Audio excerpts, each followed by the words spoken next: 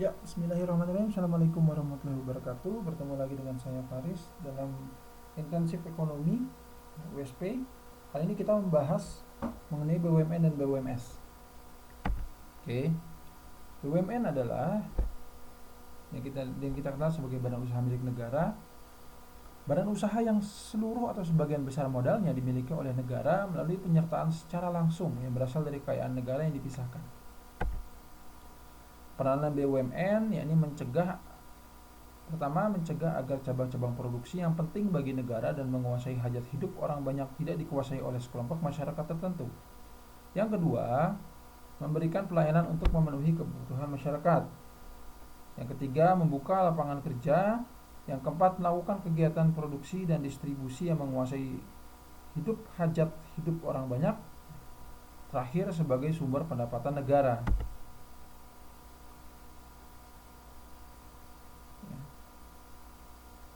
Yang kedua, ada bagian dari BUMN yakni persero. Persero adalah BUMN yang berbentuk perseroan terbatas yang modalnya terbagi dalam saham yang seluruh atau sebagian atau paling sedikit 51% itu sahamnya milik pemerintah. Oke, ciri-ciri persero. Pertama, pendiri persero diusulkan oleh menteri kepada presiden. Yang kedua, pelaksanaan pendirian dilakukan oleh menteri dengan memperhatikan perundang-undangan. Ya, yang ketiga, statusnya adalah suatu badan hukum berbentuk perseroan terbatas yang diatur berdasarkan undang-undang. Yang keempat, modalnya terbagi dalam saham-saham yang dapat diperjualbelikan di pasar modal persero yang go public. Lalu ada sebagian atau seluruh modal adalah milik negara dari kekayaan negara yang dipisahkan. Ya, organ persero adalah RUPS, direksi dan komisaris. RUPS, direksi dan komisaris. Ya. Menteri yang ditunjuk diberi kuasa untuk mewakili pemerintah selaku pemegang saham. Apabila seluruh saham persero dimiliki oleh negara, menteri yang ditunjuk bertindak selaku RUPS. Dan apabila sebagian saham yang dimiliki negara, maka menteri bertindak sebagai pemegang perseroan. RUPS memegang kekuasaan tertinggi dan memegang segala kewenangan. Dipimpin oleh satu direksi. Laporan tahunan disampaikan kepada RUPS untuk memperoleh pengesahan. Tidak memperoleh fasilitas dari negara.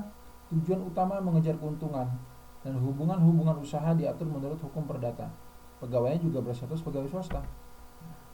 Contoh soal, yang pertama, salah satu ciri BUMN berbentuk persero.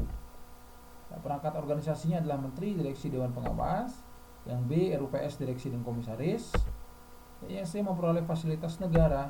Yang D, pegawainya adalah pegawai negeri. Yang E, laporan tahunan disampaikan kepada menteri. Yang B, ya sudah jelas, perangkat organisasinya adalah RUPS, direksi dan komisaris.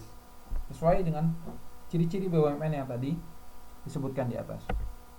Oke, yang kedua, badan usaha milik negara yang berbentuk persero antara lain perusahaan bergerak dalam bidang berikut, kecuali dalam bidangnya.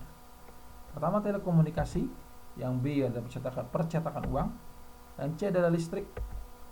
Yang D, transportasi kereta api. Yang terakhir E adalah perbankan. Yang mana? Yang kecuali, yakni percetakan uang. Ya, karena kalau telekomunikasi adalah PT Telkom perusahaannya, PT Telkom. Listrik PT PLN.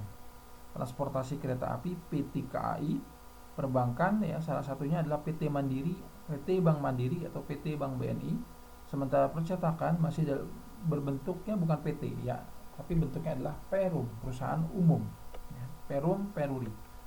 Seperti itu. Contoh soal nomor 3, sebagai mitra pemerintah dalam kegiatan perekonomian. Pernyataan tersebut adalah sebagai peranan titik-titik terhadap perekonomian Indonesia.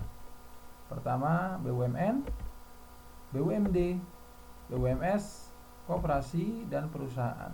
Ya, sudah jelas jawabannya adalah BUMS ya, karena sebagai mitra pemerintah.